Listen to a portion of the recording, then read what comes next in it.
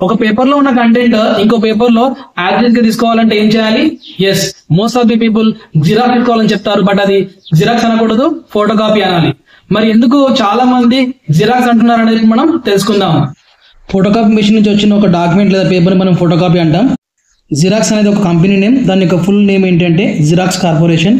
Photocopy machine use చేసి ఒక duplicate document తయారు చేసే ప్రాసెస్ని ఫోటోకాపీయింగ్ అంటాము. ఫోటోకాపీ మెషిన్స్లో ఎలక్ట్రోఫోటోగ్రఫీ అనే ఒక మెయిన్ టెక్నాలజీ ఉంటుంది. ఎలక్ట్రోఫోటోగ్రఫీ అనేది combination of electric charges and light. ఈ ఎలక్ట్రోఫోటోగ్రఫీ అనే టెక్నాలజీని ఫోటోకాపీ మెషిన్స్, లేజర్ ప్రింటర్స్ మరియు డిజిటల్ ప్రెసెస్లో యూజ్ చేస్తారు. ఎలక్ట్రోఫోటోగ్రఫీని జిరాగ్రఫీ అని కూడా అంటారు. ఫోటోకాపీ మెషిన్లు తయారు చేసే కంపెనీలు వరల్డ్ వైడ్గా చాలా ఉన్నాయి. నేను ఇక్కడ కొన్ని కంపెనీ నేమ్స్ ఇచ్చాను. 1938లో చెస్టర్ కార్ల్సన్ అనే ఒక వ్యక్తి కనుక్కున్న ఎలక్ట్రోఫోటోగ్రఫీ అనే టెక్నాలజీని 1906లో స్థాపించబడిన హాలోయిడ్ ఫోటోగ్రాఫిక్ కంపెనీ అతని పేటెంట్ను కొనుగోలు చేసింది.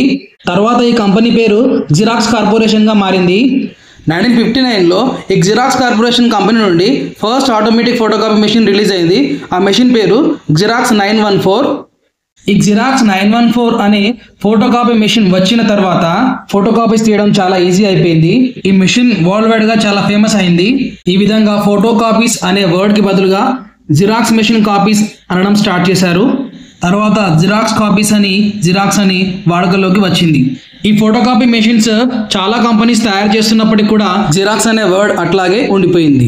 ఇది జిరాక్స్ అనే వర్డ్ గురించి రియల్ ఫ్యాక్ట్. ఈ మెషిన్ ఫోటోకాపీ మెషిన్ అని మరియు ఈ మెషిన్ నుంచి వచ్చే కాపీస్ ని ఫోటో కాపీస్ అని అనాలి. వీడియో నచ్చితే లైక్ చేయండి, షేర్ చేయండి, కమెంట్ చేయండి. ఇలాంటి మరిన్ని వీడియోస్ కోసం ఛానల్ ని సబ్స్క్రైబ్ చేసుకోండి.